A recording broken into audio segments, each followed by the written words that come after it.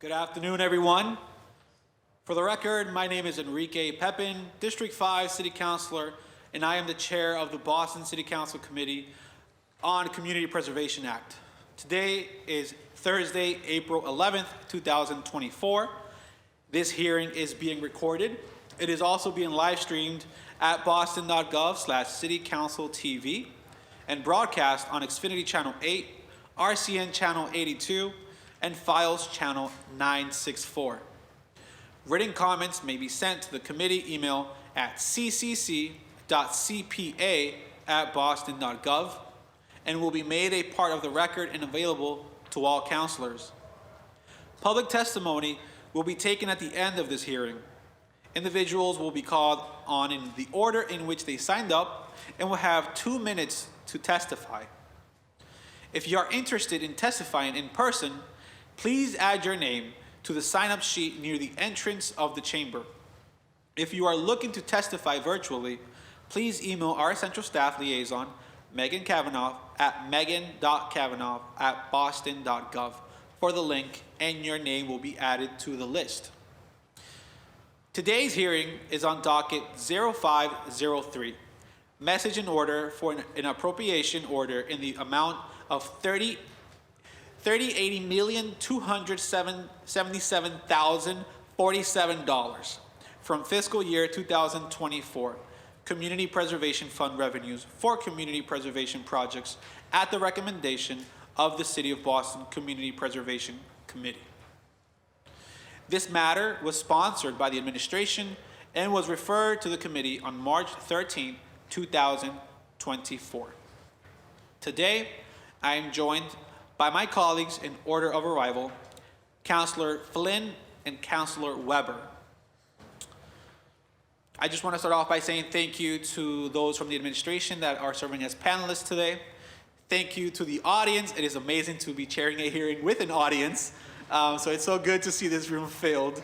And I would just like to now give the opportunity to the panelists to do an introduction. And please state your name and title. Hi, I'm Thaddean Brown, Director of the Community Preservation Office. And I'm Maureen Garceau, the City of Boston Treasurer. Sheila Dillon, Chief of Housing and Director of the Mayor's Office of Housing. Ryan Woods, Commissioner of Boston Parks and Recreation. Thank you all for being here. You all have the floor for your presentation. Thank you. I'll have Maureen start. I'm going to kick it off to start. Thank you, Chairman Pepin, and thank you, Councilors Weber and Flynn. And to all the members of the Community Preservation Committee who are here, my city colleagues, and the City of Boston community members, thank you for being here today to discuss the requested slate of projects for 2024. As you heard, I'm Maureen Garceau, City of Boston Treasurer. The CPA team is part of the Treasury Department. The Community Preservation Program had its inaugural funding round in 2018. Since then, the program has grown into a vibrant and vital part of the city. There's so much involved in running this program so successfully: compliance, contract management, project monitoring, and a great deal more. Shortly, you will hear from Director Thaddean Brown about the community outreach and engagement she and her team perform, some of which has been with members of the City Council. You will also hear about the work done by members of the community, other city personnel, the Community Preservation Committee, and the CPA team itself to get us here today to present to you 57 projects with a request of greater than $38 million. I'll leave all of that to Thaddean to discuss, but I'd be remiss if I didn't take the opportunity to highlight the work and resulting accomplishments that have been achieved by the CPA team in these very few years. Preserved over 100 buildings, sites, vessels, and artifacts. Planted more than 250 trees to help with Boston's tree canopy. Rehabilitated and created over 80 playgrounds and recreational spaces. Created urban farms and community gardens. Preserved and created nearly 1,700 units of affordable housing, including home ownership units. And supported housing projects for veterans, seniors, artists, and individuals experiencing homelessness. Funded greater than $20 million to 2 programs that support first-time home ownership and prevent displacement. What you can clearly hear is the pride that I have in my team. So thank you, and I will pass it over to Director Brown. Thank you. Thank you. So it's a pleasure to be here, Chairman Pepin, councilors. As you know, I'm Thaddean, the director for the CPA office. I've been with the CPA office for the last 6 years and through all 7 funding rounds. I would like to take a moment to express my gratitude to the hardworking and dedicated CPA team, Rakia Islam, Jillian Lang, and Amber Delgado, along with the 9 members of the Community Preservation Committee. They have been instrumental in ensuring the success of this year's funding round. I'm truly grateful for their commitment. I would also like to extend a warm welcome to our 2 new team members, Elizabeth Sanchez and Kenya Thompson, who joined us earlier this year. I would like to thank Maureen and the CFO for their support and leadership, and to all the city departments who continue to be great partners with us, Chief Dillon and Commissioner Woods and others. Today, I would like to give you a brief overview of the CPA projects for FY24 and introduce to you the 57 projects that are being recommended for funding. In this first slide, this highlights the breakdown of our funding allocation for FY24 funding round. The initial amount of funds was $37.2 million, and with reverted funds were reallocated to 2 categories for projects that were withdrawn or completed under budget. The committee now had $38.2 million in funding to allocate to projects. The committee has recommended an allocation of 49% to affordable housing, 25% to historic preservation, and 26% to open space and recreation, with $21,000 remaining in reserves.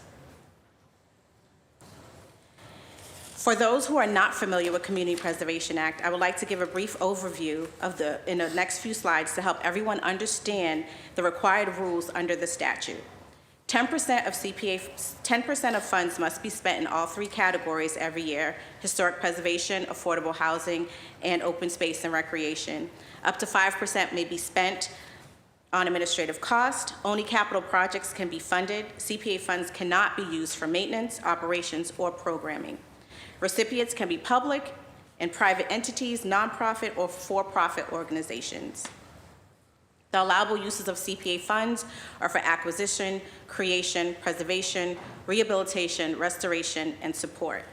The allowable uses of CPA funds are statutorily limited and narrowly defined by the Community Preservation Act for specific purposes, including to acquire, create, preserve, and support community housing, to acquire, create, and preserve open space, rehabilitate and restore open space that was created or acquired with community preservation funds, acquire, create, preserve, rehabilitate, and restore land for recreational use, acquire, preserve, and rehabilitate and restore historic resources.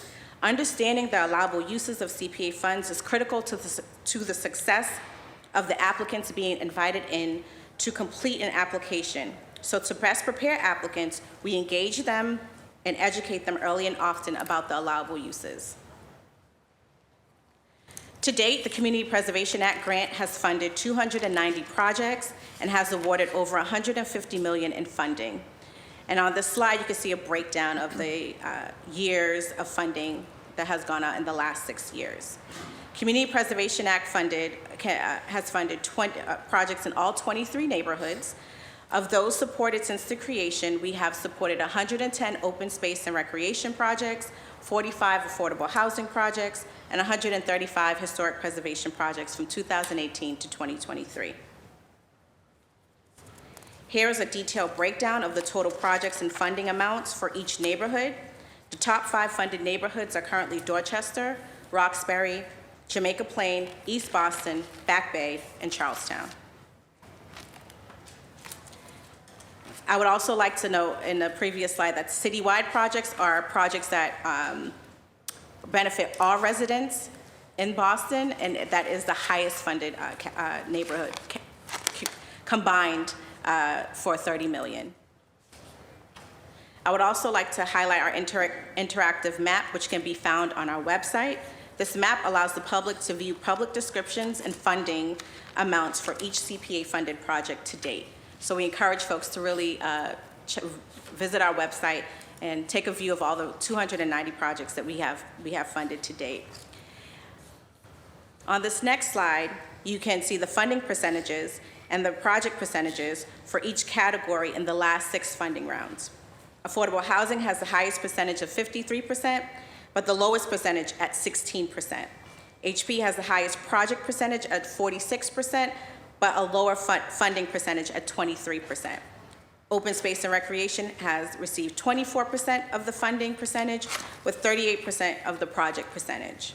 For the last 7 funding rounds, the CPA committee has been committed to allocating 50% of funds to affordable housing category. To date, we have only had 16 projects withdrawn from CPA funds. Some projects have withdrawn because they did not have the readiness to proceed. They could not agree on the 15-year terms of our grant agreement, or the long-term site control did not align with our grant terms. Our office consists of a small, efficient team, and over the last 3 funding rounds, we have transformed our daily operations significantly. Staff and consultants monitor over 100 projects daily, site visits, monthly check-ins, monitoring construction timelines and processes. Efficient internal tracking systems are in place. We have 175 completed projects. 51 of those are repeat projects. Approximately over 85% of our funding from 2018 to 2023 has been paid out. This does not mean that all projects are completed, but that funding has been distributed. Grant agreements and MOAs are improved in 2 to 3 weeks, which allows funding to get out the door quickly to applicants.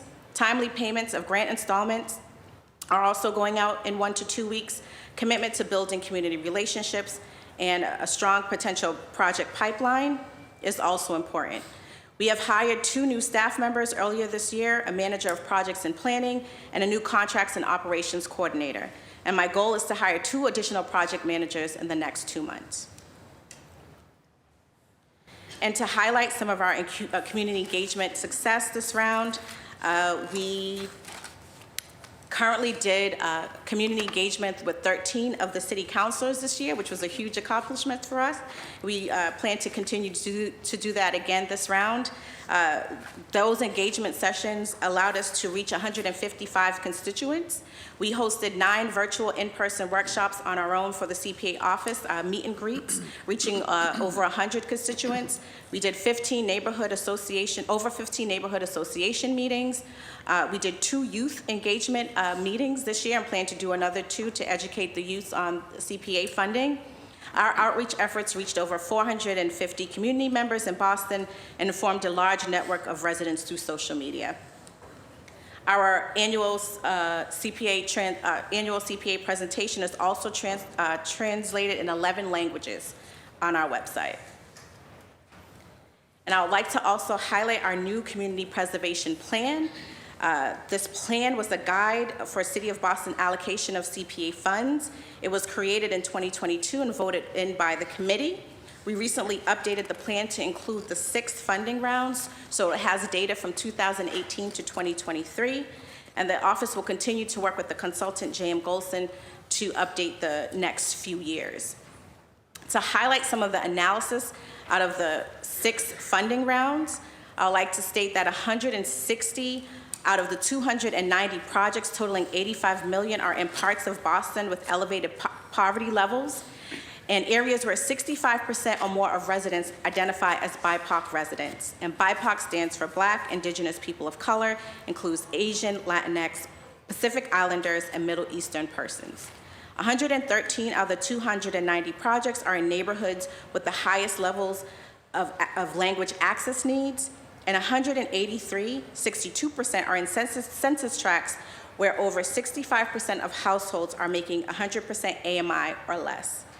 Within 6 years, the CPA program is now funding projects for an amount 5 times greater than what we started with. And these are the overall goals. I will not read through all of these slides, but we have overall goals in our community preservation plan, affordable housing goals, open space and recreation goals, and historic preservation goals. So I encourage members of the public to visit our website to read more details on our plan. I do want to talk about our FY24 funding round highlights. So in this round, we had over 100 eligibility forms and RFPs submitted. Over 95 applications were presented to the Community Preservation Committee. Over $62 million in funding requests. The CPC held 10 public meetings from September through January over 20 hours of public discussion. 37 of the 57 projects recommended today will receive is recommended for full funding. From 2018 to 2024, 7 CPA funding rounds. The committee has recommended 347 projects, will award over $193 million in funding. That is 54 affordable housing projects, 160 historic preservation, and 133 open space and recreation projects across the city of Boston. And I just want to highlight one more slide that talks about the total projects in each neighborhood this round. So the projects that has the highest amount of projects is Dorchester, Roxbury, and Mattapan. And there are 4 neighborhoods that are not funded this round: Bay Village, High Park, North End, and West Roxbury. But these neighborhoods have received previous funding. The Community Preservation Committee is committed to funding projects in every neighborhood, so the CPA staff will continue to work on finding projects that have the readiness to proceed. The fact that we continue to touch a majority of neighborhoods in each round testifies to the community-driven nature and the importance of the program. And last, this is the final slide of the 57 projects recommended for funding this round. Thank you. Thank you so much for that presentation, Director. I guess what I'll do is open it up to questions to my colleagues in order of arrival. And I'll start with Councilor Flynn.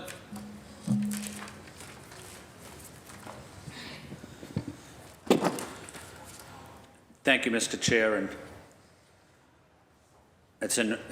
I'm sure it's an honor for you to be chair of this wonderful committee. This is the committee Councilor Flaherty loved to be chairman of, so I know we had a wonderful working relationship with Dean and Maureen and Sheila and Ryan as well.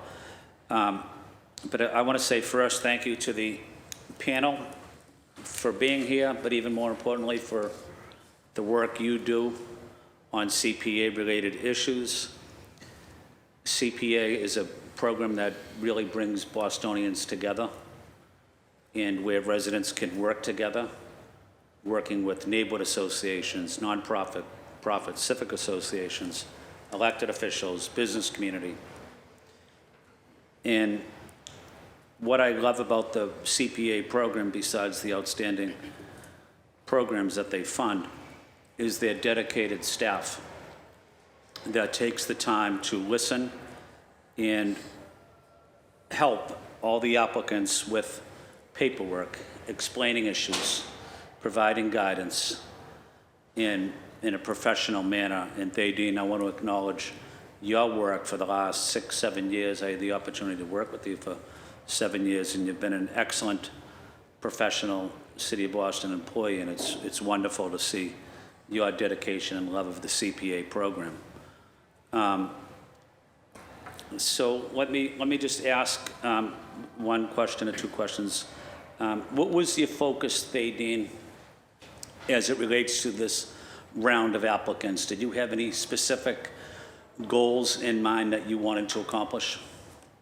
So our goal every funding round is just to ensure that we have enough projects in every neighborhood, and really catering to the projects that really need the funds, that have critical needs or repairs, playgrounds that need to be rehabilitated. So we kind of focus on all 3 categories and ensuring that we're funding affordable rental and home ownership units. So the focus is just for applicants that do come in, if they have the readiness to proceed, so they can move forward within the funding round. So we're putting forward to the committee applicants, projects that are ready to go and ready to receive the funding and be completed within 24 months. And my final question, Dean, is, and I'm so happy that so many different groups across the city are getting funded, but I also know that there are some groups or applicants that are not getting funded. But what I always tell them is, certainly you might be a little bit discouraged in not receiving the award, but there's another opportunity to apply again. And don't get so discouraged that you're going to not compete or complete the application, but the CPA team is still willing to work with you to ensure that your application looks good and that they could address any issues that may have been in the previous application. But what's your professional advice for people, for applicants that may not have received the award, and how do you engage them again to continue to be active in this active in CPA? Sure, great question. And you're absolutely right. We do encourage folks that they can reapply. Our eligibility form is a rolling eligibility form. So as our FY24 round was in play, folks can automatically apply for our next eligibility round. The deadline is August 30th for folks who want to get in for the FY25 funding round. We do reach out to every applicant that was not considered for funding this round to encourage them to reapply or to discuss what any needs or any concerns with their application. Majority of the time, it's not that the applicant had anything wrong with their application. It's just the fact that it was a very competitive funding round. Having 100 applications, $62 million in requests, and only being able to give away $38 million, tough decisions have to be made. And so within that decision-making process, there are some projects that are not selected, but we do encourage them to reapply. I also want to acknowledge the CPA board, the people that review these applications as well for their professional work and commitment to the residents of Boston. Maureen, Thaddean, Sheila, and Ryan, thank you for being here. Thank you for the work you're doing in the city. Thank you, Mr. Chair. Thank you, Councilor. Thank you. Before I continue, I just want to recognize that our Council President, Ruthie Louis Jen, has joined us. So welcome. Councilor Weber, you have the floor. Thank you, and thank you to the panelists for all your hard work. And I fully support what you're doing. And although I represent Jamaica Plain and West Roxbury, so West Roxbury, there's a zero in terms of number of projects. I guess I don't know if there were any projects that. I don't know what was before you. This has all got reviewed before I joined the council. So yeah, I don't know if there were any projects that you looked at that you recall, and maybe to help me help them for the next round. What kinds of projects would you like to see? Or what themes would you like to be emphasized coming out of West Roxbury? Sure. So just to note, West Roxbury has received funding in the previous years. I think it's a total of 4 or 5 projects. But they have received just this round, the one project that did come in, I think it was 1 or 2. Sophia Snow was a project that we did fund previously. They actually received funding twice.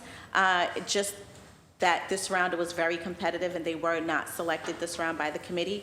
But we are always looking for projects in all 3 categories. We even have an affordable housing project that was funded through CPA that helps support affordable housing project in West Roxbury in previous years. But for projects in affordable housing, open space and recreation, and historic preservation are projects that we are looking for. We also did fund a church, I believe, last year to do some preservation work in West Roxbury. So we're always just trying to make sure that we're engaging neighborhood associations and community groups, that our funding round is open. And sometimes it just may be the case that a project is just not ready for a round, and they may be ready for FY25 as opposed to FY24. But our goal is to always do community outreach and to ensure that we are reaching every neighborhood as much as we can. Okay, yeah, and anything to help the seniors at Sophia Snow Place. I've met with them a bunch of times. Shout out to Ruth Klepper. I guess have you given any thought to, in terms of just last question about, the West Roxbury, in ensuring that every neighborhood has at least some projects, or and how does that conflict with the mission? How do you weigh that in your calculus? So I think the hardest part of reaching every neighborhood is that neighborhood has to apply during our eligibility round. And if we don't have enough projects during the eligibility round, let's say if it's only one or two, and depending on the competitive nature of the projects that are in the pipeline, that's the risk that a project may not move forward. But the goal is that we do, when the committee and the staff reviews all the projects that are in the that comes into the application round, our goal is to ensure that we are looking at all the projects in the neighborhood. But the main concern also is critical need and critical repairs. So there are certain projects that need funding now to save their building or to rehabilitate a space, and it might have a higher need than a particular project that just may need to do smaller work. So we may encourage that project to come back, and we want to address the project that has the critical needs. Okay, thanks. I have a couple questions just about the projects that did get approved.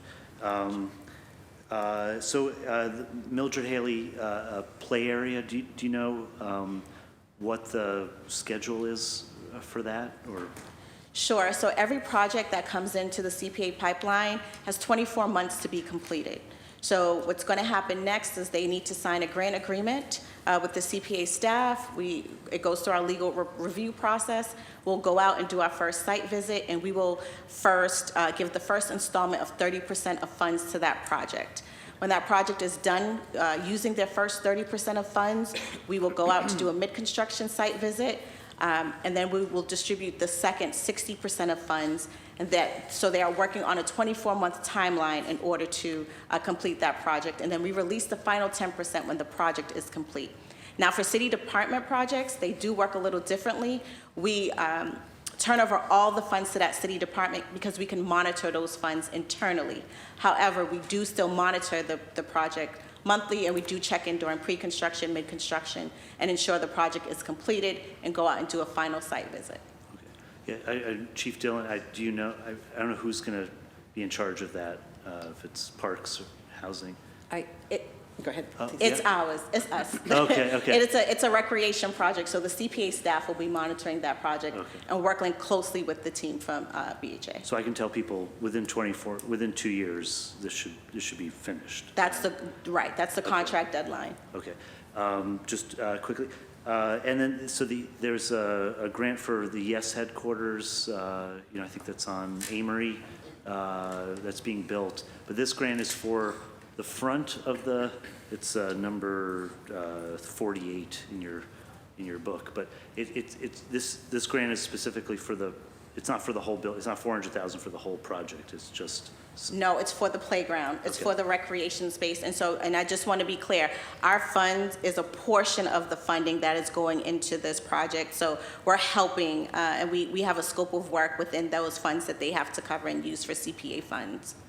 Okay, thank you. And I don't, if you don't mind, can I include the Emerald Necklace tree planting in my district as a JP thing? Can you just explain what that is, what the project is? So they will actually be planting new trees throughout particular areas of the city. So they're getting $55,000, and I don't have on the top of my head how many, but they have a certain amount of trees that they're going to plant with that $55,000.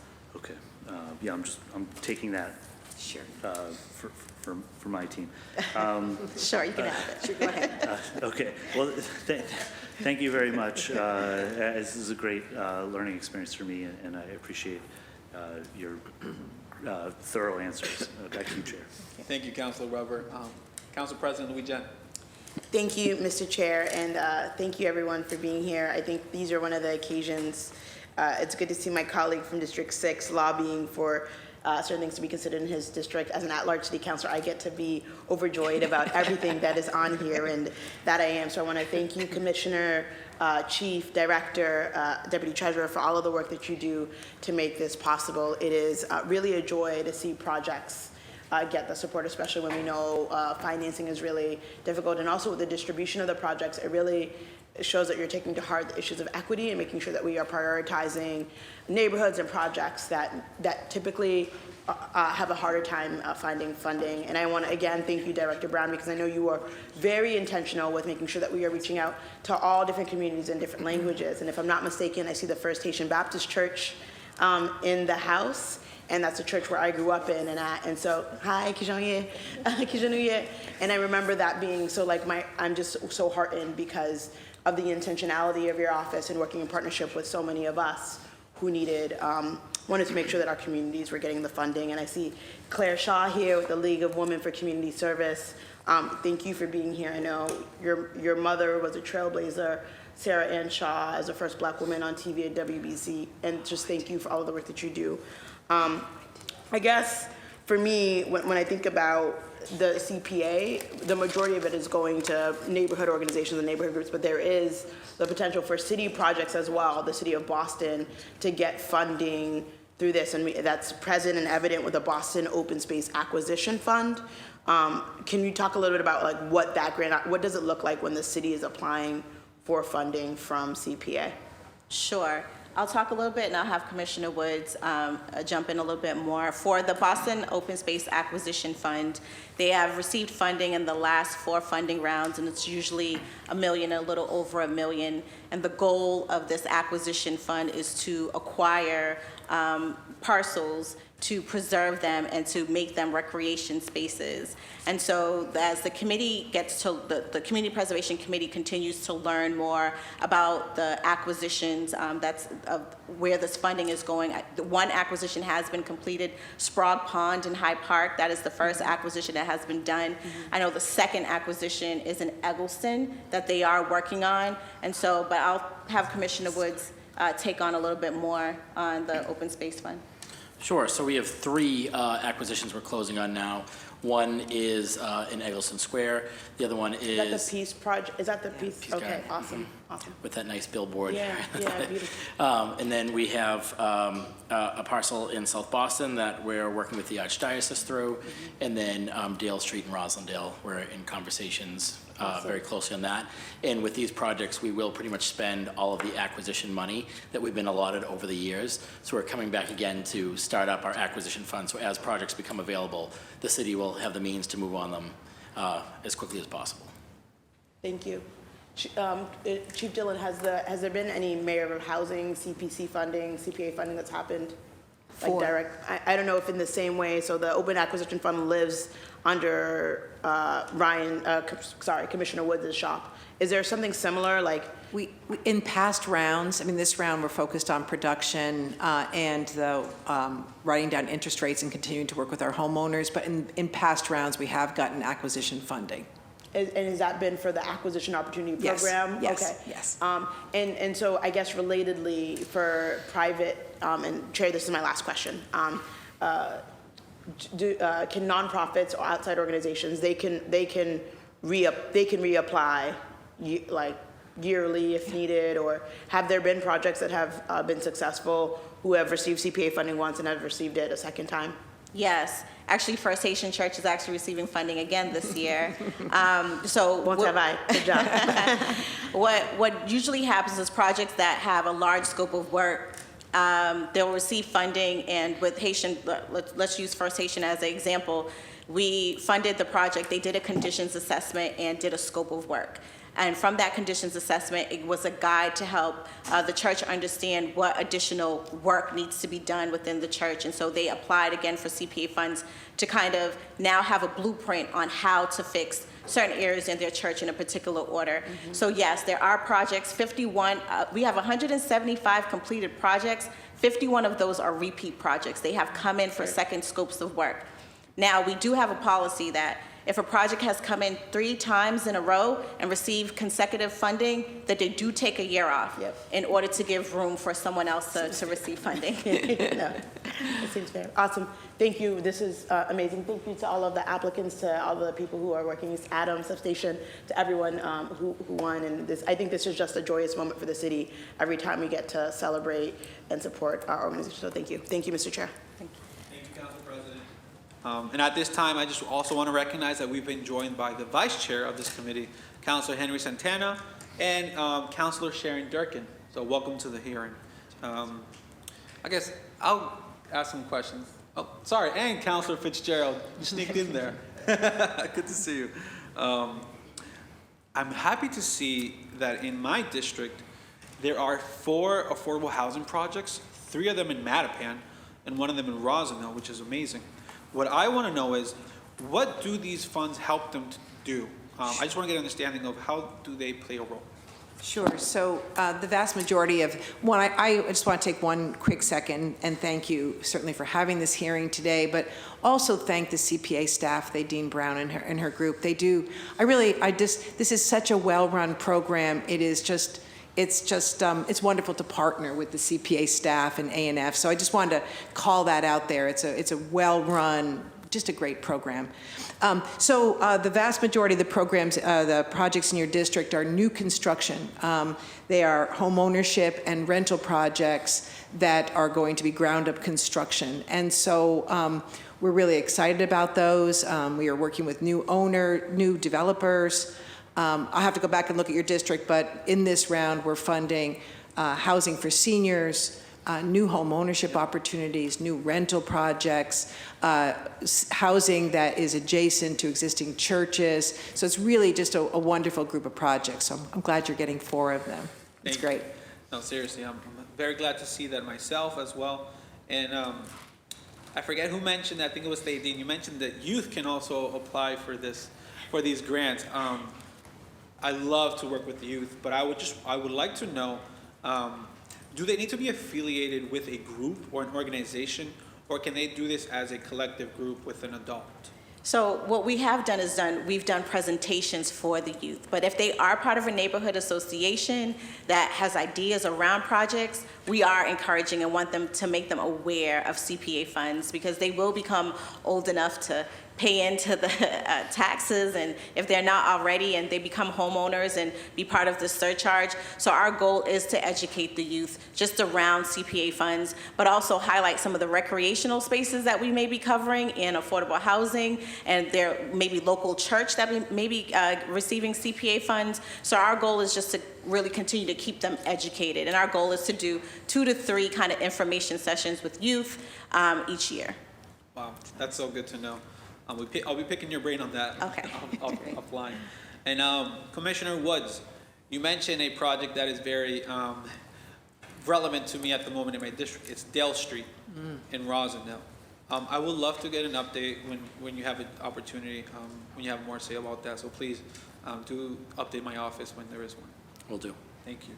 But that's it for me now. I will give an opportunity to my colleagues. I do believe Councilor Fitzgerald did get here first before Durkin and Santana. So Councilor Fitzgerald, you have the floor. Thank you, Chair. Very much appreciate it, and thank you, the administration, for coming today. So this is a relatively new process for me, right? So I guess the only question I have is, first of all, thanks for all the things that Dorchester and those in District 3 got. I'm very happy. I'm going through them here. But for this upcoming year, just for my own review, is what is the process and what is the role the city councilor is playing in helping those that want CPA or can help advocate more to let people know how to apply and sort of what that process looks like, just so if people ask me out there, if I'm ever advocating about it, what I can tell them. Sure. So one, we will be reaching out to you soon to host a CPA kind of information session in your neighborhood. We did that with all 13 counselors last year.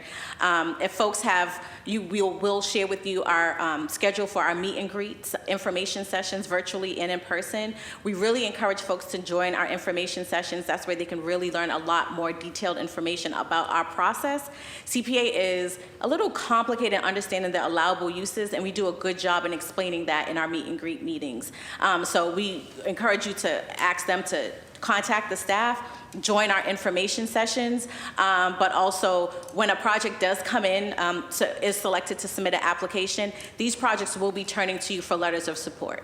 And so that's where you will also come in to decide if you want to give a letter of support to a project. But if folks have questions about CPA, encourage them to contact the staff. We're happy to have a conversation with them. But most importantly, our information sessions are really good, filled with information on how our process fully works. Great. And when you say selected to submit an application, so there's like a there's a Yes. pre-selection period and then you are asked to submit? Yes, absolutely. So every funding round, folks have to submit an eligibility form first. Yep. That eligibility form is actually due this year on August 30th. Okay. And so the eligibility form it's helpful for the staff to kind of review if the project meets the allowable uses of CPA.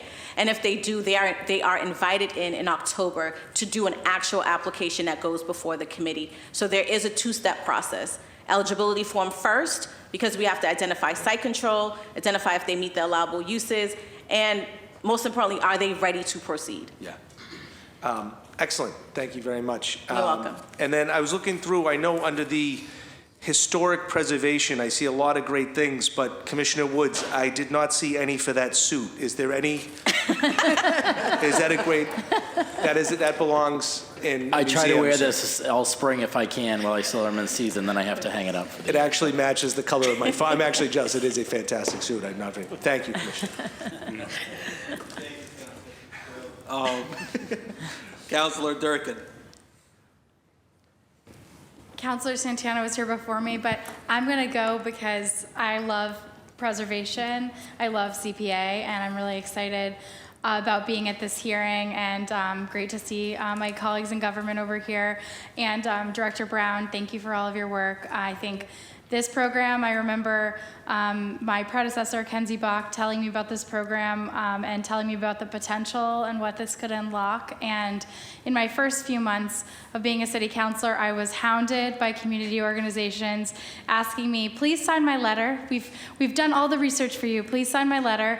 And so I would call the CPA season, Councilor Fitzgerald, you just missed it, but there was a whole CPA season of people requesting, and I love that part of the application, district counselors' letters need to be part of the application, which I think is incredibly important. And there are a couple things that I did sign on to that I was really excited about that didn't get funding yet this year, but now looking at the past few years, I can see why. My neighborhoods of, the West End, Beacon Hill, Back Bay, Fenway, Mission Hill have gotten a lot of the money the past few years, and I really appreciate the opportunities that you're giving to people for their first round of funding. I also want to highlight, really particularly excited about parcel 25. It's right outside of my district. It's actually across the street from my district in Ben Weber's district, but I sent a letter of support for parcel 25 phase 3. Thank you so much for funding it. This is going to unlock so many affordable opportunities in Mission Hill, and it's from a developer that I really admire and does a lot of great work in the neighborhood, Mission Hill Neighborhood Housing Services. So thank you for funding that. Also want to, I was just in the Hill House, and they took me to see some of what needed to be done, so I'm really excited. It was just timely that we're having this hearing right after I was at Hill House, and they were telling me about some of the concerns they had around the roof. As you know, in Beacon Hill, you have to find the most expensive. The slate roofs are so expensive to replace, and every little thing that you need to replace in a historic neighborhood is so expensive. So this is unlocking a lot of potential for the neighborhoods I represent. And the Beacon Hill Friends House does such great work. So, sorry, I don't have a lot of questions. I just have a lot of thanks. And I think I do want to ask for next year how we can be sort of more proactive in the process. Is there a sort of an official or unofficial way for us to, because obviously I have been, and sorry, Kathy Griffin is here from Weed Tree. They do such great work restoring the Thorough Path, which is not a technical park in the city, but is the green space for the West End neighbors that is just so essential. So thank you for funding that as well. Sorry, and I just wanted to ask, officially or unofficially, I really responded to everyone who wanted a letter from my office because I think a lot of people put so much time and care into their applications. But is there a way for us to sort of tip the scales in the sense of like, if I had 3 things, these would be the 3 things, or is there ways that we can wait, or is it just the quality of our letters that you're looking at? Yeah, it's just the quality of the letters go before the 9-member Community Preservation Committee. And so they look at all applications and all the letters together from December through February to help kind of make their selection. And the one that I was, that I'm, so excited about that has gotten support in previous years but didn't make it this year was the French Library. obviously, just noting there's still work to be done there. Don't forget about the French Library. It's such a resource for the Francophiles who live actually throughout New England. It's the only place where that work is done in all of New England. So just want to put in a good word for them next year.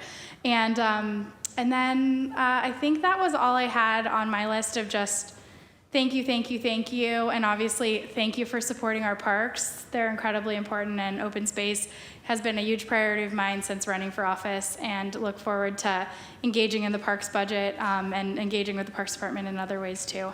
And thanks for support of affordable housing too. Thank you. Thank you. Thank you, Councilor Durkin. Councilor Santana. Thank you, Mr. Chair, and thank you for the members of the administration for being here. So nice to see you all. And thank you to my colleagues for amazing questions. I just have a couple quick questions and then also follow-ups. On the follow-ups, Director Brown, I know you mentioned you talked about the engagement piece. You're hosting different listening sessions throughout the year. I'm very excited to hear about the youth engagement that you're doing. Can you speak to just I'm sure that there's a lot of people and a lot of residents who know about CPA. There's also a lot of residents that don't know about this, right? Can we just speak to any other type of proactive engagement that you're doing to make sure that people know about this? And more specifically, can you speak to also the language access and the accessibility of this application? And then into that same question, you talked about the same, having a two-step process for the application. Can you speak to just assistance if someone needs assistance on filling out the application, what the office does and the resources that are provided there? Sure. So one, to talk about the engagement, our goal around language access is we do have in our eligibility form if folks need to reach out to us, if they need an application translated in different language or the eligibility form, they can contact me and we can have that document draft up and done for them. Because another one of our goal with my manager of engagement and operations, Rakia, is we do want to do language presentations in particular languages, and we did host one with translation services, two actually last funding round. We want to continue to make that effort to do so. Our goal is to really go out and target particular neighborhoods that need the awareness, and we continue to do that. And so our goal is just to continue to work with organizations and neighborhoods that want to learn more about CPA so they can understand how they can use our dollars. For how we help folks in terms of the two-step process, I really, really want to highlight our information sessions. Our information sessions are really, really valuable. They are a good 45 minutes of full information, and it walks you through the entire process of how to apply for CPA funds. And our goal is it's education, highlighting folks on what CPA is, how it started, how the dollars are being used, but walks them through the steps on how they can apply. And so when folks do need assistance, they can contact myself, our historic preservation consultant, or our open space and our manager of projects and planning, and we will have two project managers for historic preservation and open space as well. The goal is that our team, you contact our team, we'll come out to do a site visit. We will also talk to you on the phone in detail about your project. So our goal is to learn as much about your project to see if it fits within the allowable uses of CPA, because that's what's really important about Chapter 44B. Not anyone can apply. It has to be an allowable use under CPA. Oh, great. Thank you so much for that. And just a couple more technical, and I'm sorry if you already went over this in your opening remarks. I know I'm the one that came in late. It's okay. But how many, I'm seeing that, there's $38.2 million right now being allocated in all these recommended projects.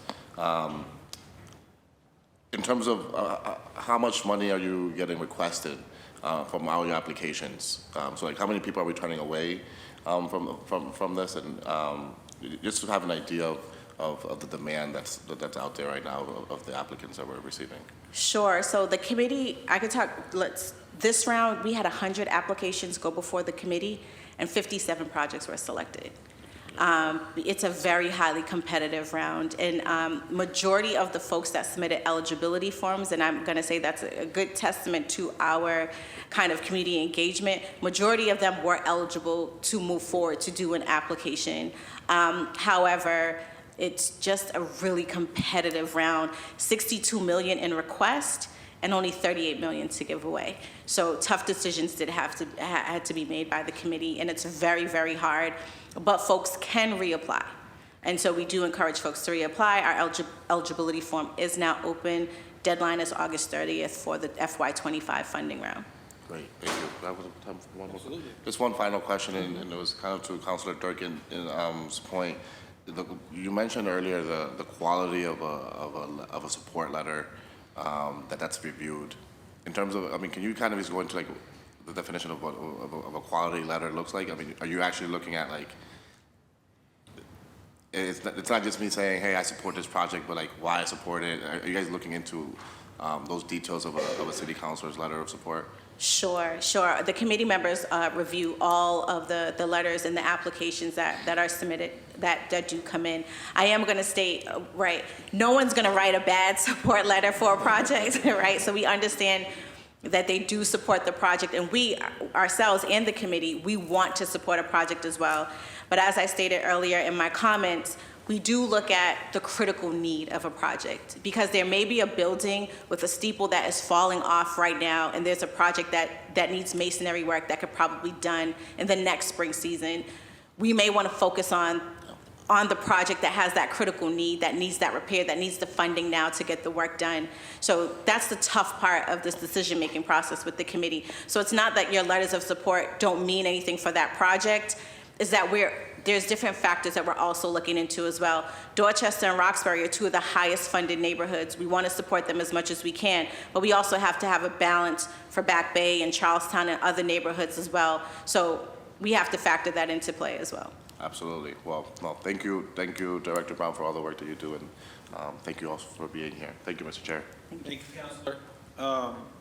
Just being mindful of time, we are approaching the 1 hour mark, so I want to know if any of my colleagues have some short questions before we move to public testimony.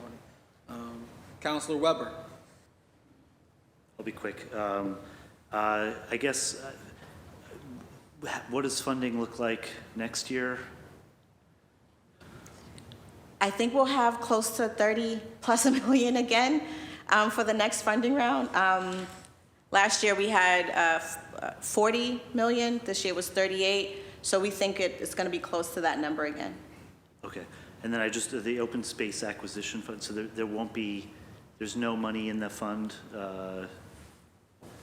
There's money currently in the fund, but we're in the middle of 3 acquisitions, and if we successfully acquire all 3, we need to build that up again, because you need the bank to actually pursue these, and they sometimes they're planned for years in advance, but sometimes, like the Eggleston one just came up, a year or so ago, and we had to move on it, so it's just helpful to have that bank so we're able to proceed. Okay, yeah, no, just before this year, I got a phone call about someone in JP there's an undeveloped plot of land, and they want to keep it wooded, and wanted to know if the city could help them with a conservation easement or something. But it sounds like that would not be available now, because it's all the money is. Yeah, and aside from CPA, we have a parcel priority plan where somebody, if there's any land in the city of Boston that residents want to submit to us, we can put it into a parcel priority. So we look to acquire things, and once they're acquired, they're Article 97 protected in perpetuity. So there will not be development happening on those lands. I'm happy to send you all that offline. So Yeah, that would be great. Thank you very much. Thank you, Chair. Thank you, Councilor. Anyone else? Councilor Fitzgerald. Thank you. Director Brown, I just want to thank you and your staff and all the folks here today. But you do have one, and all the employees that work at the CPA, but you have one rock star in particular, Kenya Thompson. I just wanted to give her due. She's a fantastic former colleague of mine, and you're lucky to have her. Thank you. Thank you.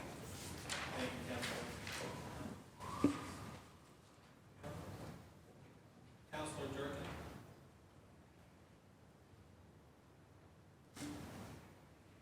Thank you. I just wanted to say, I'm looking over and reviewing some of the things that are outside of my district and just as worthy of preservation. And I think a lot of times as a district city councilor, your job is to like zero in and focus on what's in your district, but the reality is we're all traversing the whole city of Boston. And I think when we talk about historic preservation, it's really nice to see some of these historic buildings in areas that don't have historic designation be able to be preserved, and like that really is the power of CPA. So thank you so much for all of your work. Thank you. Thank you, Councilor. I also like to take this opportunity to say thank you for the work that your staff does on a daily basis. And I also just wanted to mention that I didn't see any applicants from Hyde Park this go around. So I do want to invite Youth 18 to, let's do a session out in Hyde Park, get some applicants there for the next round. Will do. And I just want to give a quick shout out to the substation in Rosendale. Happy to see them on this list. It's a great community partner. So I'm just very happy to see this. With that, I do want to transition to public testimonies because we have some good people here and I want to share their stories. So I invite the panelists to stay and listen to these testimonies. I understand if you have a long day ahead, but thank you so much for coming here as panelists. Thank you. Okay. Okay, we're going to start with in-person public testimonies. Again, you will have 2 minutes to testify. When your name is called, please come down to one of the 2 podiums and state your name, your neighborhood, and/or organization affiliation. Please speak into the microphone and keep your comments to 2 minutes. We will start with Jamie Owens.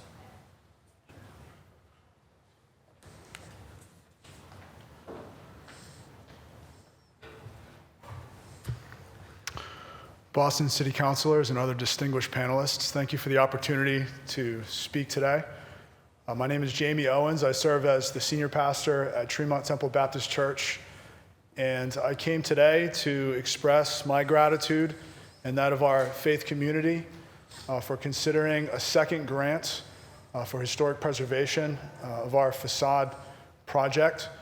With your vital support, we will be able to continue to be a faith community, a house of worship downtown, but also to provide important social programs to the most vulnerable population of Boston, including refugees, the homeless, and those who are victims of human trafficking and many others. And so, and also in deep humility, as is becoming a man of the cloth, I want to declare that our historic facade is one of the most attractive in the city. And so we wait with great anticipation to see it fully restored. I've been a pastor there for almost 10 years, so up in January it'll be 10. I've never seen it shine, and so we are excited to see it restored, and we thank you for your diligence. We thank the CPC, we thank the CPA staff for your vote of confidence, and we ask, just to think of us, and we give thanks. So thank you for allowing me to speak today. Thank you. Thank you, Jamie.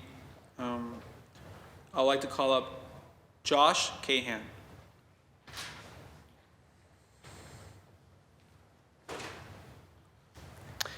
Good afternoon.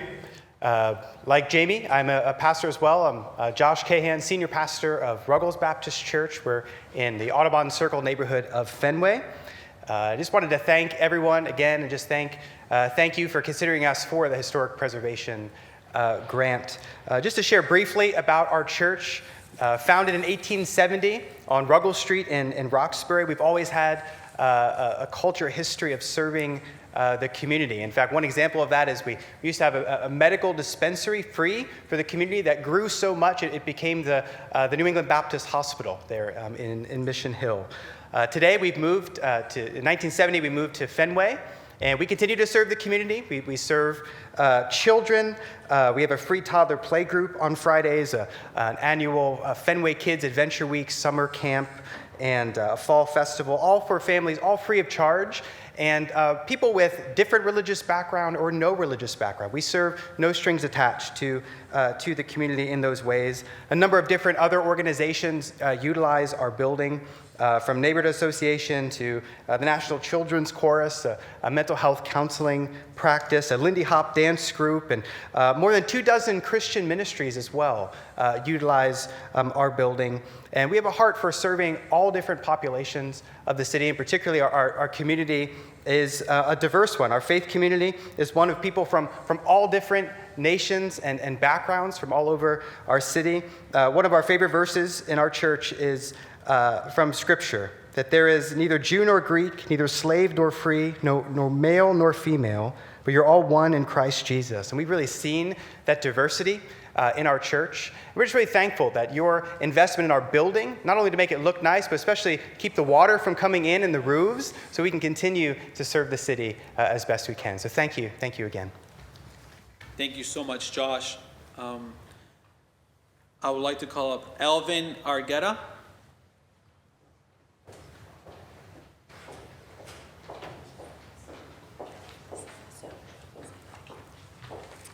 Yes, hi, good afternoon. Oh, that's a little loud. I'm also here with one of our parents from our school, the Mariumana, Jessica Curtis. She was right underneath it. I should have just put it together, but yeah, we're coming together. She has the official statement, unofficially just saying thank you guys so much for giving this opportunity. It's the first time I'm here, we're here, and just to see this organization and just to see this follow through is very inspirational, and just we're very grateful for that. So I'll pass it on to Jessica. Good afternoon, City Council members and panelists. I'm Jessica Curtis from the Mario Amana Academy's Family Council. I'm here with Elvin, and online is Ohenia Corbo, another parent. She is with a sick child, so any BPS parent right now knows what's going through our school systems. So just want to shout out to her. The Amana is a dual language school serving 696 students from K0 to 8th grade in East Boston, but we're more than just a school. It's a community hub hosting organizations like Katie's Closet, Harborside Community School for Adult Education, and the East Boston Y for swimming lessons.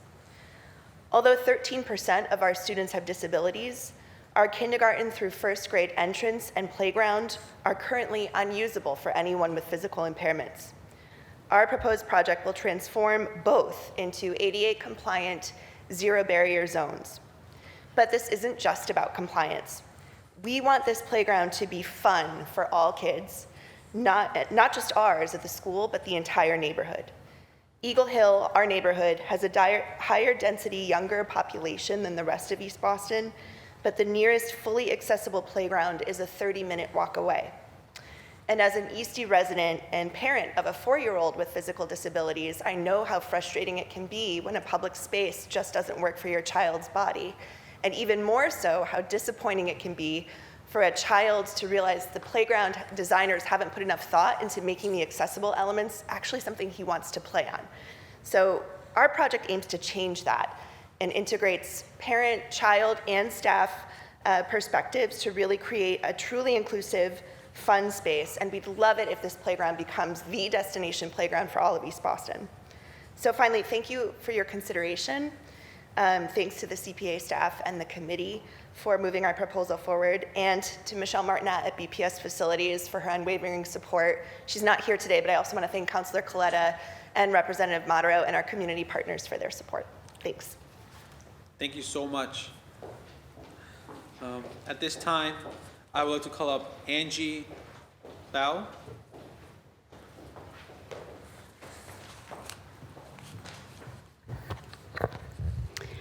Dear members of the City Council Committee on Community Preservation Act, my name is Angie Liu, and I serve as the Executive Director of the Asian Community Development Corporation in Chinatown.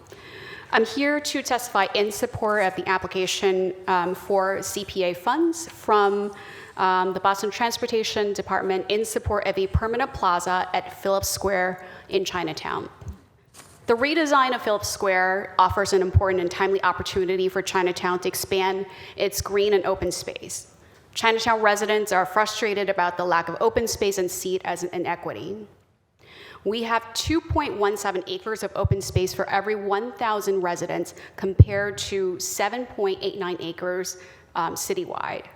Our neighborhood has less park space than most other neighborhoods in the city, 3% versus 23% citywide. And Chinatown also suffers from the heat island effect and the lack of tree canopy. So during the summer, the Chin Park by Chinatown Gate can get as much as 10 degrees hotter than elsewhere in the city. More green and open space is needed in the neighborhood to promote resident health, community cohesion, and better prepare this community for climate change. Finding outdoor spaces for social connection is especially important for the long-term health of our elderly residents who spent much of the pandemic in social isolation. The development of a permanent plaza at Phillips Square will help create a more lasting gathering space for Chinatown. This plaza's design will also help address urgent needs in the neighborhood, like increasing tree canopy and shade structures to reduce the heat island effect, and green infrastructure to capture stormwater to reduce flooding and provide space for social connection. This dense neighborhood is underserved by access to recreational spaces and parks, and Phillips Square will help provide that space while creating a bona fide northern entryway into Chinatown.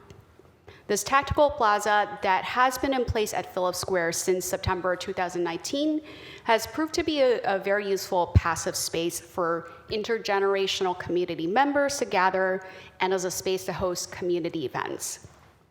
The space's current low-budget design has demonstrated the viability of a gathering space there. Capital improvements for a permanent plaza would ensure that the space meets community needs, like a cohesive design for lighting, accessible paving materials, permeable green infrastructure, shade, and installation for more functional seating, play elements for children, and siting of culturally significant artwork that has already been funded. My organization actually spearheaded and completed an open space strategy for Phillips Square in 2020, and this proposal by BTD represents continued investment in expanding and improving open spaces in Chinatown, and is aligned with ACDC's anchor strategy to strengthen the borders of Chinatown. If funded, we expect to participate in a community engagement process with BPD to provide input on issues such as citing of the proposed art installations and statues, as well as ongoing maintenance plans. Thank you for your consideration, and I hope that you will vote favorably on this funding request. Thank you so much, Angie. At this time, I would like to call up Kathy Griffin.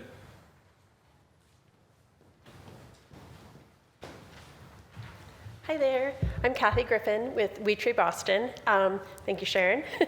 Thank you so much, everyone, for supporting or considering supporting our project. We're trying to protect 250 mature trees that happen to be on private land in the center of the West End. When this plant land was developed initially, after they raised the West End, they had to put in a park. Unfortunately, the person who developed it owned the park at the time, and so he took care of all the trees. Since then, it's been broken into parcels of different private landowners, and the city has an easement. Because of it, most of the trees that fall in the center of the path have been completely neglected for 60 years since the parcel was broken apart. Our goal is to protect these trees, many of which are almost 80 feet tall, 60 years old. And as you know, in the city, it's very hard to get a new tree to even live. So in the West End, most trees die before 5 years. These trees are 60 years old, could easily live to be 200 if cared for. Your money is so important to our effort because it's very difficult to find funding for protecting old trees. Everyone wants to plant a new tree, which we do that as well, but to protect these old trees that provide that shade and that giving the place for community to gather is so important. So thank you for consideration, and if you ever get the chance to walk down Thoreau Path, if you approve the funding, you'll see the great work that we're trying to do there to help the whole community. Thank you. Thank you, Kathy. I would like to call up Josh Waxman.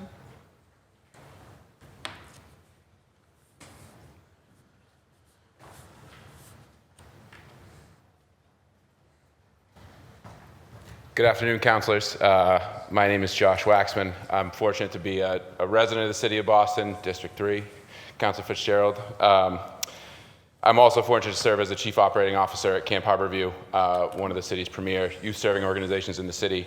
I want to thank all of the council who's been incredibly supportive of our work and supportive of young people in our city for many, many years.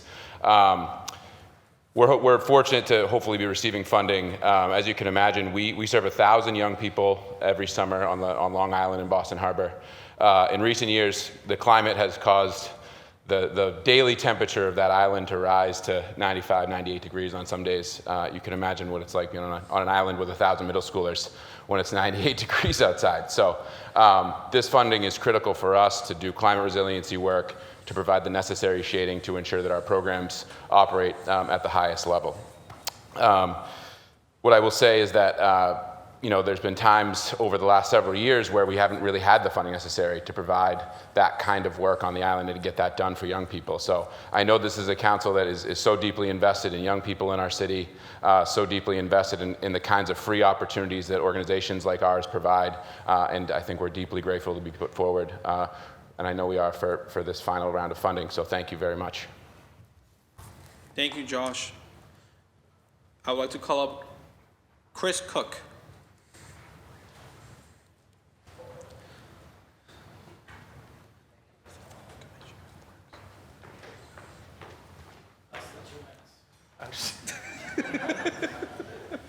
I couldn't hear that over your jacket. Thank you very much, Mr. Chairman. Thank you to the CPA committee. Thank you to the extraordinary CPA staff. My name is Chris Cook. I'm from Hyde Park, but today I'm representing the Rose Kennedy Greenway Conservancy as its executive director. The Rose Kennedy Greenway Conservancy connects diverse communities to vital green space ideas in each other through ecological horticulture, contemporary public art, vibrant programs, and immersive experiences. And I'm here testifying in support of your consideration of the Serpentine Path Fountain at Chin Park. As you all know from the extraordinary Angie Liu's testimony, Chinatown is one of the most underserved communities for open space in our city. As well, it is most affected by the heat island effect. It is one of the hottest neighborhoods in our city of Boston, as well as it has the worst air quality in the entire Commonwealth of Massachusetts. This water feature is actually the only water feature for all of Chinatown, and its restoration and your investment in it will not only serve the residents of Chinatown well, but it will also provide heat equity to address some of the heat resilience solutions for Boston that Mayor Wu has outlined in her latest heat resilience plan. I'm also here to testify on behalf of Chinatown Hope, along with Angie Liu of ACDC. Chinatown Hope is a collective of 8 Chinatown organizations with the aim of coming together to leverage and build upon existing assets to have a greater lasting impact on working class residents in Boston's Chinatown. Our fellow members, in addition to ACDC, are BCNC, CPA, CLT, BCNC, Chinatown Main Streets, and of course, the Greenway that I represent. We're here testifying in support of the renovation that Boston Transportation Department has applied for application for funding for Phillips Square in Chinatown. It's an extraordinary opportunity. It's a neighborhood that's underserved by open space, and it's reclaiming the macadam, the heat of the street, to make it a green, verdant space for the people who actually live there.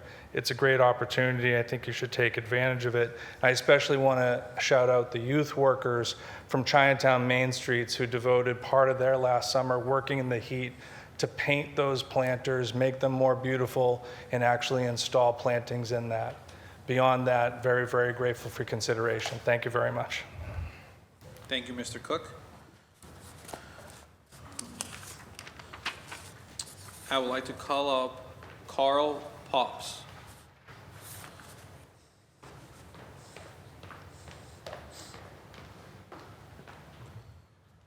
Good afternoon, Mr. Chair, City Council members, CPC committee members, the board and CPA staff. My name is Carl Pops. I'm a senior project manager at the Boston Housing Authority. I want to thank you for this opportunity to speak in support of the play area and plaza renovation project we're planning at the Mildred C. Haley Public Housing Community in Jamaica Can you speak Plain. into the microphone? Sure, sorry. I'd like to recognize the joint efforts of the Mildred C. Haley Tenant Organization, the nonprofit Tree of Life, CPA staff, fellow BHA staff, our design team, and the state and local elected officials who have supported this project. We plan to completely overhaul and rehabilitate the outdated and deteriorated open space at the heart of this dense public housing community at Mildred C. Haley to make it loved and used once again. Through community visioning sessions, design charrettes, and numerous revisions, there has been a real team effort to bring the idea of this play area and plaza so much closer to reality. The CPA funding would make it possible to realize the full scope of this ambitious open space project as envisioned by the community, including a multi-use sports court with new surfacing for various games and exercise equipment, a splash pad and play area with new colorful surfacing and interactive water structures, a shaded plaza with new seating, picnic tables, and permanent grills to support cookouts and community gatherings, as well as new lighting, pavement repairs, native planting, and green infrastructure upgrades. We have completed the design and hope to start the renovations this year.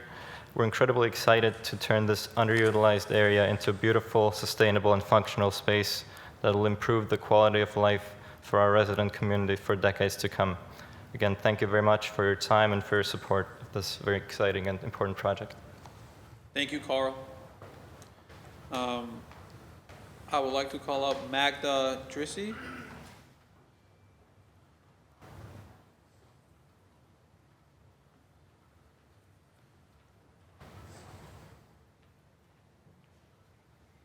Hello, I'm Magda Drissi. I'm a member of the Eggleston Square Neighborhood Association and also a member of the Friends Group of the Robert J. Lawson Park.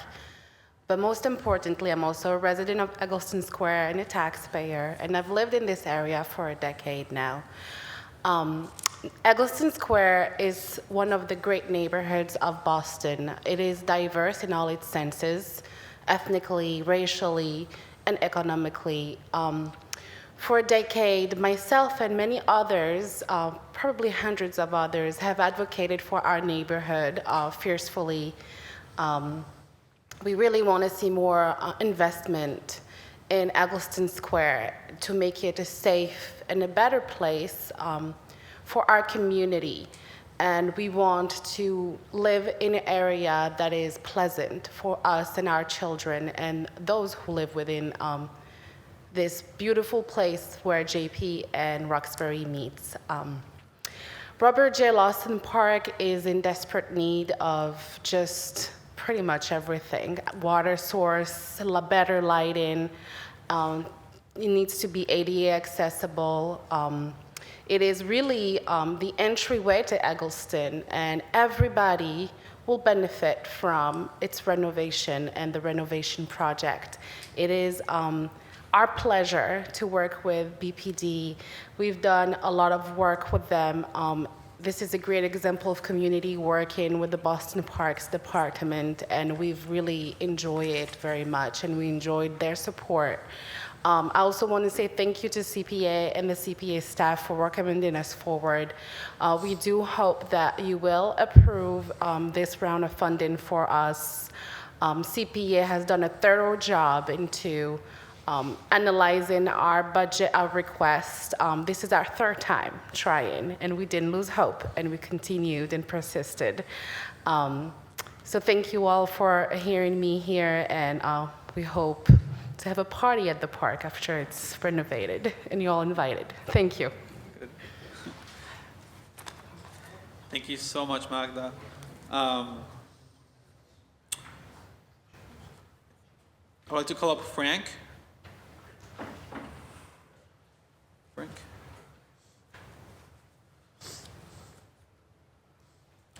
Oh, Wally's Cafe.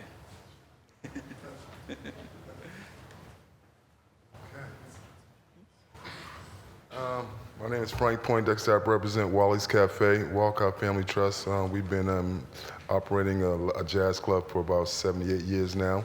I want to thank the CPA staff, Thadeen and her whole staff, and the City Council. We just want to thank the City Council and hope that you will find that our work, predicates us being able to receive these funds so that we can continue providing a venue where musicians from all around the world, and specifically musicians that are studying in Boston and Massachusetts, can have a place where they can work on their craft in a safe environment. So thank you very much. Thank you so much, Frank. I would like to call up Gabriel.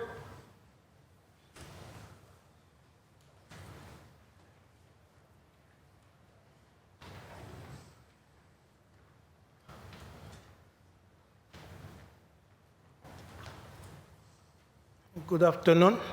My name is Gabriel Guerrier from the First Asian Baptist Church.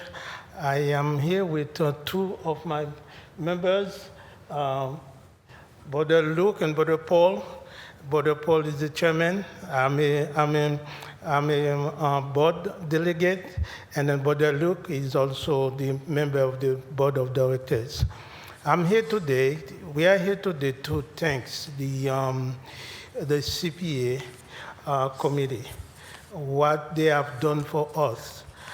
Specifically, I would like to thank also the councilor. We have Tanya Fernandez-Anderson from our area, the councilor Legion, which grew up in front of me in the church. And then also it is very remarkable. And then when when qualified for the first round, we realized that without the CPA,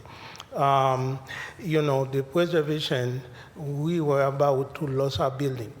It is a building about 117 years old, but we did not have that kind of money, no way to get that kind of money to fix the building. But due to this CPA, and then to help us to provide the grant, right now we can say we know our building is about to be saved. So thank you very much for everything. And then before I finish, I would like specifically to thank, Tejin. She's so, a professionalist, and then also her passion to do the job that she's doing. Sometimes I felt like really embarrassed to call her with my application to ask her the question, but she's always there for us, always there for me. That really is something very important. Tejin, thank you so much for everything. So Julian as well. So we First Asian Baptist Church. So like I said, we have no word to say thanks to the CPA committee, also to all the councilors, also to the city of Boston for what they have been doing for our church. Thank you so much. Thank you so much, sir. I don't see any more in-person public testimonies, but we do have some that are signed up on Zoom. And I will start with Cortina Van.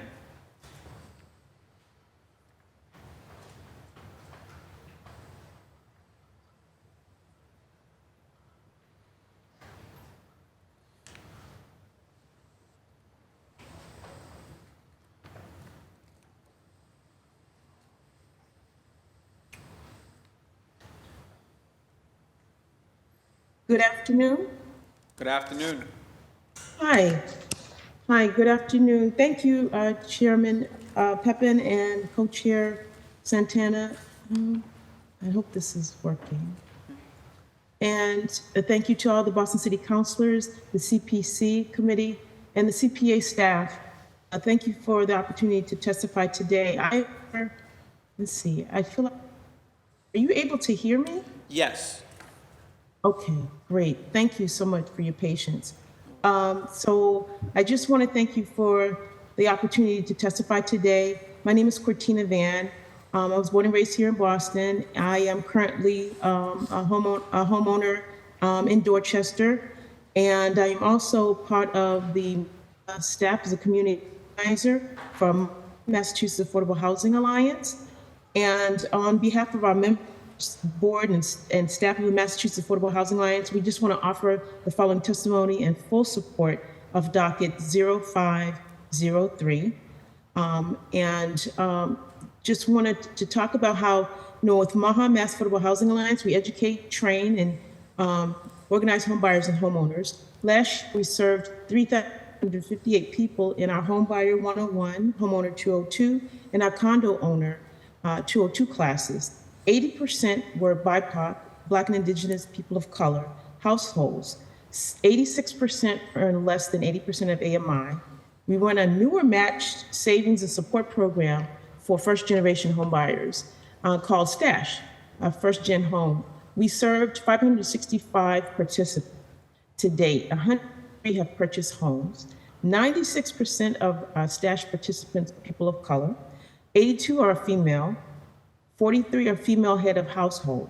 We recognize our class graduates and STASH program participants to push for fair lending, affordable mortgages, public sector homebuyer assistance, and more resources for construction of affordable homes. $4 million for One Plus Boston. Thank you to the entire council for your support of the One Plus Boston program. I'm here today to support the allocation of $4 million in CPA funds to keep the program going through the next fiscal year. MAHA ran an intensive 2-year campaign in 1989 and 1990 to launch the predecessor of the One Mortgage. We collaborated with the Mass Housing Partnership, the City of Boston, and banks. 34 years and 24,000 home buyers later, it remains the most affordable mortgage in the state. We also helped lead the 2016 campaign to pass the Community Preservation Act in Boston. We did it because we knew we needed more resources for all types of affordable housing, including affordable home ownership. In 2019, prices in Boston were climbing to the point where one mortgage alone was not enough. And we were excited to once again collaborate with the city and MHP to launch One Plus Boston. One Plus uses CPA funds to build on the One Mortgage Foundation. It adds a much deeper interest rate discount and even more down payment assistance.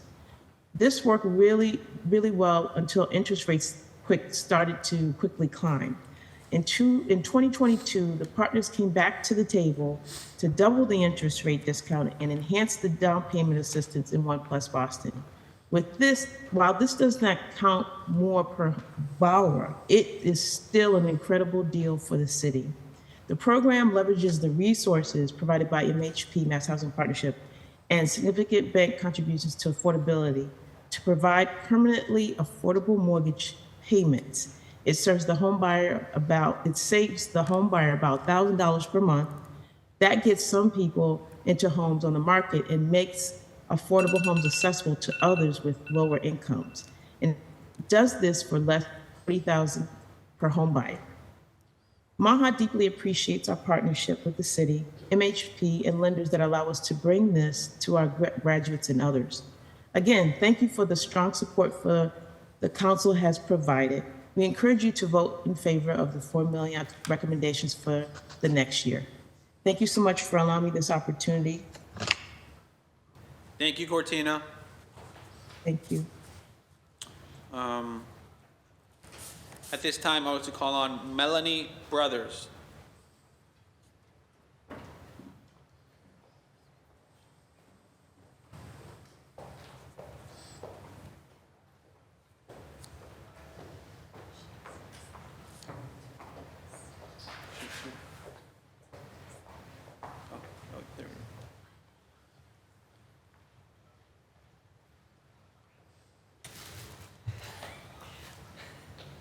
Hello, can you hear me? Yes. Okay. Good afternoon, Mr. Chairman, City Council members, CPC committee members, and the CPA staff.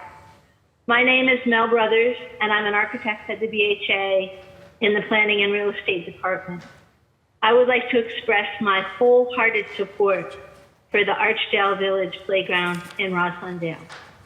I would like to thank you for this opportunity to speak on behalf of the Archdale residents and the neighboring Boston Center for Youth and Families, and recognize the amazing support from the following people: Representative Ron Stallo and staff, City Councilor at Large Julia Mejia and staff, BHA Councilor Kenzie Bach, Director of the Boston Center for Youth and Families, Fred A. Hearn, the Trust for Public Land, Jody Valenta and Melissa Green, COG for their design, Director of Green Infrastructure, City of Boston, Kate England, for her tree planting, and more with the Archdale Kids, Archdale volunteer residents and their resident leader, Sabrina Ivory, Dana Dilworth and other BHA staff, and of course, CPA, Sadine Brown and others.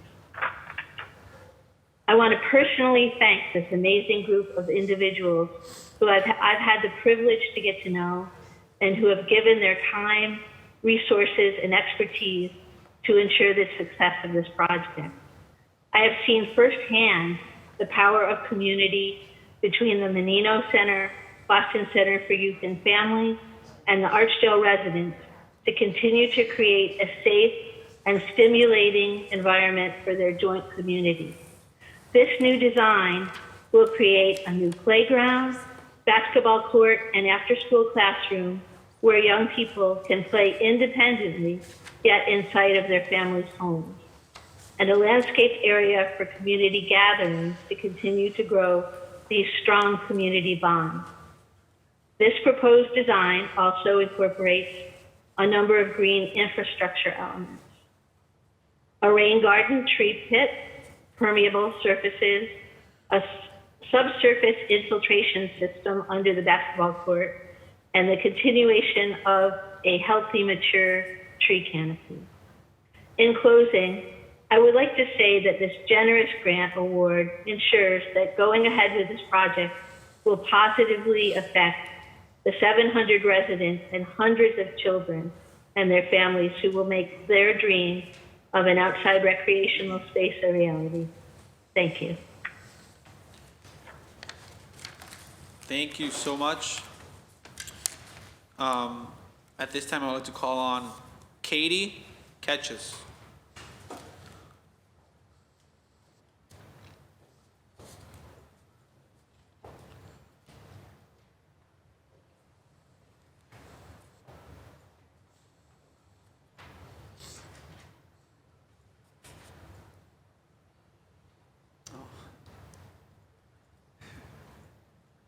Oh, we can't hear you. Apologies, I am a mom still on maternity leave, as you can see. I am Katie Ketches. I work at Hill House Boston, and I am so grateful to have had the opportunity to apply for funding for our facility at 74 Joy Street. It's a very special building, not only historically, it is the original police department in Beacon Hill, but it also serves as an incredible community resource. It houses many of Beacon Hill's best resources, including the Beacon Hill Civic Association, Beacon Hill Nursery School, Beacon Hill Village, Beacon Hill Business Association, and Hill House. And that means that a child as young as 6 months, he's not quite there, can start at Hill House. 6 months to about 18, they can enjoy programming, opportunities to play sports. We refer to it as your backyard in the city, which as a city parent, I know is crucial. Beacon Hill Nursery provides an incredible education to students between the ages of 2 and 5, building the blocks for a really strong educational future for our community. The Beacon Hill Civic Association provides resources for neighbors, and I think it is especially meaningful as someone who moved to the neighborhood not knowing anyone, not being from Boston, and was able to build a lot of connections, find a place in this community, and really build a home and family here. And then Beacon Hill Village, which provides opportunities or provides services for seniors living in the city so that people can live in the city their whole lives and have wonderful accessible opportunities. Thank you so much for the opportunity for funding. And I look forward to preserving this really important and crucial community space. Thank you so much, Katie. At this time, I would like to call on Jack Schleifer.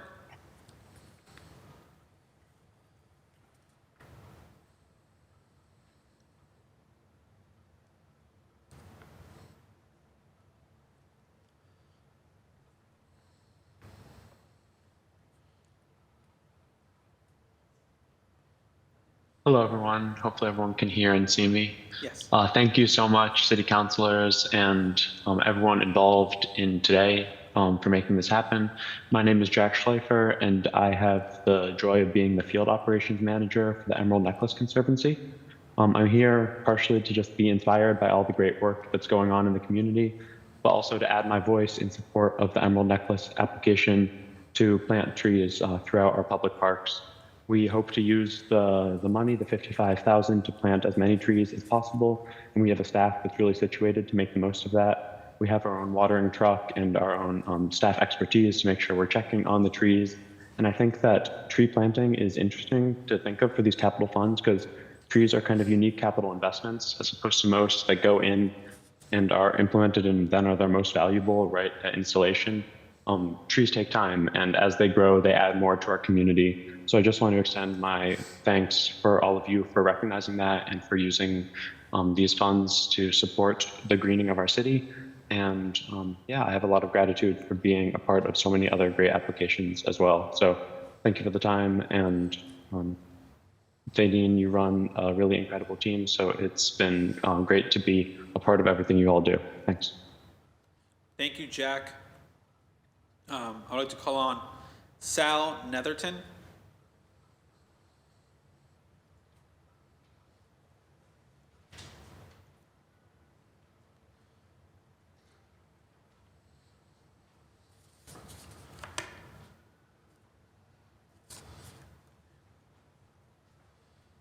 We can't hear you.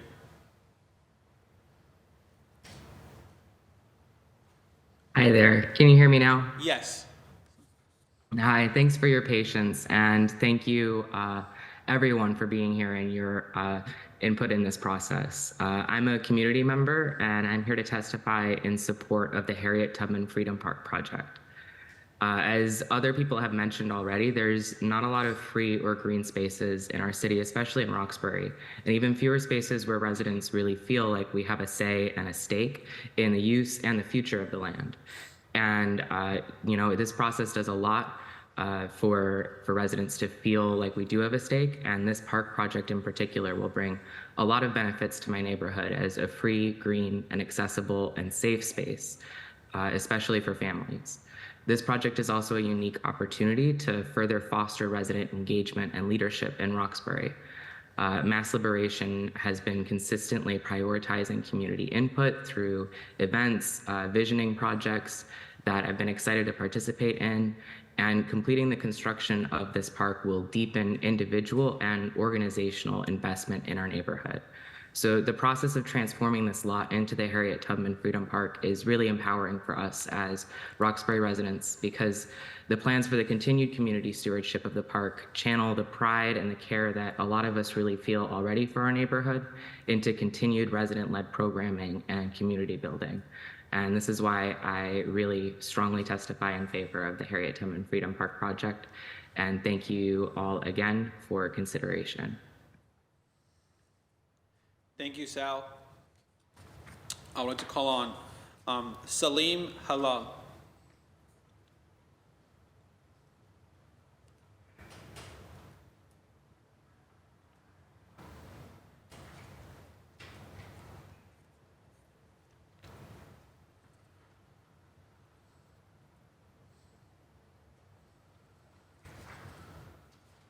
Hey everyone, can you hear me? Yes. Hi, thank you for your time and consideration thus far. My name is Salim and I'm a resident of Roxbury speaking in support of the Harriet Tubman Freedom Park as proposed by Mass Liberation. Roxbury deserves a free, green community space and all the benefits that such a space brings. There's an absence of free spaces for residents to spend time in after work and school, and building this park will serve as a crucial spot for both the youth and the elderly to connect generationally. There are also numerous mental health benefits, and I speak as a counselor, to green and sunlit space for all ages, as well as the positive impact on child development, academic achievement, and social emotional learning. We deserve to have quality outdoor gathering spaces, not just for the immense social benefits, but also for the environment and for our physical health. Roxbury suffered from a history of redlining and disinvestment, which has deprived us of many of the resources and amenities available in other neighborhoods. In this case, free, accessible green space. This has a very real effect on the people who live here. In Roxbury, as mentioned in other areas, it gets up to 10 degrees hotter than other areas of the city. More green outdoor space is critical for the health and well-being of our neighborhood, and that's why I'm testifying today in support of the Harriet Tubman Freedom Park. Thank you, Salim. At this time, I would like to call on Flo Oguagu.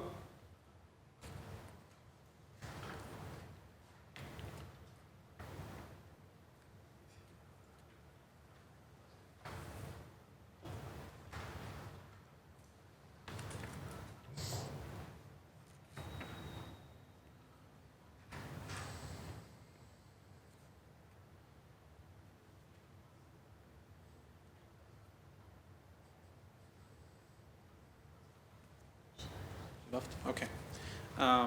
We'll go to the next panelist, public testimony. Eugenia Corbo.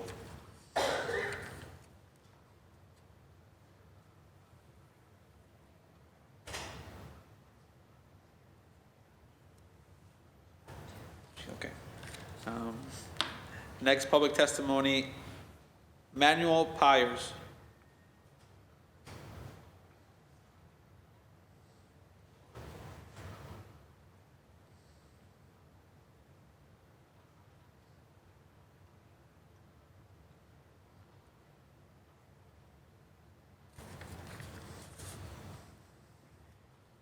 Hello, everyone. I hope that you can hear me. Yes, loud and clear. Awesome. Thank you. Good afternoon. My name is Manuel Pires. Do nice. I'm a resident of Dorchester community, a member of Second Church in Dorchester. Sorry I cannot be there in person. I'm under the weather.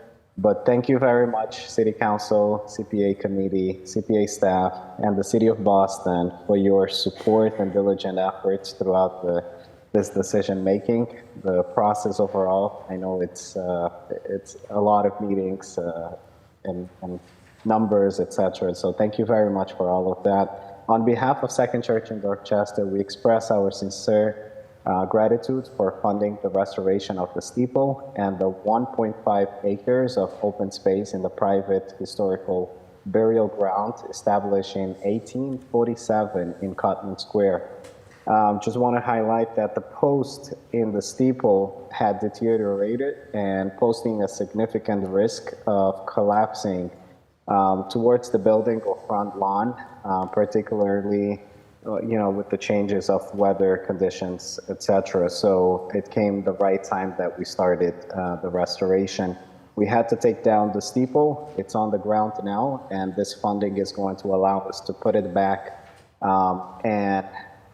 It's important to note that without the support of the grant, especially the CPA funds here, the church would not have been able to undertake this essential restoration work. The steeple also houses a Paul Revere and Sons bell, and we are eagerly anticipating the opportunity to hear it ring once again and have the clock functioning again. So hopefully we can complete all of those things, and thank you very much for the funding.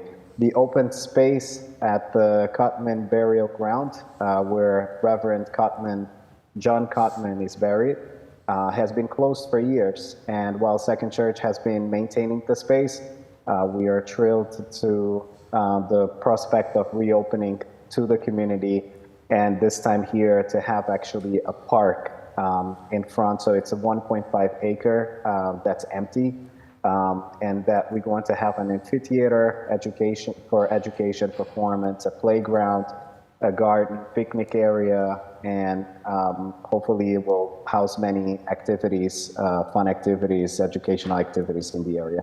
So thank you very much for this opportunity, and I want to say special thanks to Tadine and her staff. Thank you very much, Kenya, and also Rachel, for all the support that you've been providing us, and Jillian as well. Thank you. Thank you, Manuel. And we have one more in-person testimony that has walked in. Miss Grace Richardson. Oh, no, over.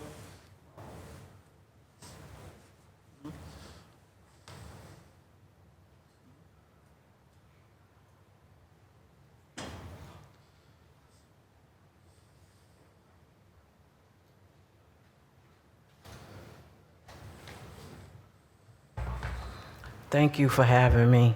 I did sign up online, but I never received the link. So thank God for the Fairmont line. It got me here in time.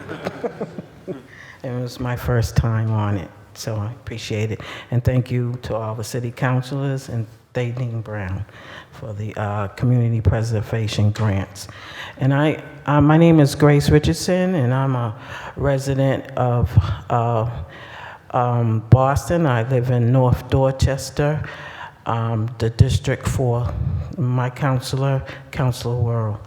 And I'm here to testify about the community preservation grants. And I want to know why the city is not, I understand that you're tracking the distribution of the grant funding by neighborhood, but I don't think that that is an inclusive process. I want to know why the city is not tracking these grants by race. And I'm saying this because, one, in 2016, the Boston Globe released a racism in Boston report and found that African Americans only receive 1% of city contracts and grants. And also, the Boston Health Commission has also released a report that racism is embedded in policies and in all aspects of our lives. In addition, Mayor Wu released a diversity report and found that African Americans, again, have lived here for over 50 years and has not been included in this process. Black African Americans and Caribbeans who've lived in the city for over 50 years, who have been locked out of the city's procurements, should not have to compete with other residents in other neighborhoods who have been included in the city's procurements and resources. And they should not have to compete with new residents to the city. And the mayor's office has identified, the Globe has identified, and the Boston Commission has identified a wrong that was done on a race of people, but have not come up with a plan to make sure that that doesn't happen again. And also, they haven't done anything to compensate that race of people in the city of Boston. So I'm urging the city council to distribute funds by neighborhoods. That doesn't ensure that the grant funding is inclusive. That doesn't ensure that African Americans are getting grant funds. How many African Americans have received the community preservation grants since its inception? How many Black Caribbeans have received the community preservation grants since its inception? I'm urging the city council to compensate Black Americans and Black Caribbeans who've been longtime residents of this city for all the mayors that have been mayors of the city of Boston, to one, set aside a percentage of those community preservation funds to Black Americans and Black Caribbeans who have long time been in the city. Two, to provide technical assistance to help them with the grant applications. Only then, when the city's procurements are tracked by race, because it has been identified that we are facing racial discrimination. Thank you again. Thank you, Ms. Richardson. Yeah. And I believe that we can get you answers for your questions after the hearing. Thank you. So thank you so much for coming and testify. With that, I don't see any more residents that have signed up for public testimony, but what I'll do is I'll allow my colleagues to do closing statements in order of arrival. So I'll start with Councilor Weber. Thank you. as Councilor Fitzgerald mentioned, I'm sure I speak for the other new councilors. This has been a wonderful hearing, very educational. It's great hearing from the community and seeing the kind of good we can do throughout the city with programs like this. And thank you to the Ms. Brown, the panelists, and all the good work you do. Thank you, Councilor. Council President Louis Jen. Thank you, Mr. Chair. Thank you to all of the wonderful testimony from everyone. Thank you to it was actually really great hearing from Cortina at MAHA, Masters Affordable Housing Alliance. They were so instrumental in getting this done. Director Brown, you were motioning as if you had, I would cede any time to Director Brown if she wanted to make any, if she wanted to I don't know if it's in response to a question that I had or something that you wanted to highlight. I do. I just wanted to address a few things that Grace had brought up that I just wanted to call out in terms of CPA funds. Grace, thank you for coming today, and we hear your concerns. You did come a little bit late before some bit of the presentation. So I do want to highlight some things for you, just briefly. So in the neighborhoods, the top neighborhoods that have been funded were CPA are Dorchester and Roxbury. Dorchester has received $19 million of funding, and Roxbury has received $27 million. Mattapan has received 11 projects with $8 million. So I just want to call out particular neighborhoods where you say people of color and how much our grant funds are going to. I do also want to call out in our new community preservation plan, and I'm happy to kind of share that with you. There is a deep analysis that has highlighted some of our funds. And out of the 290 projects that have been funded to date, 160 of those projects, which is 85 million, are in neighborhoods with elevated levels of poverty.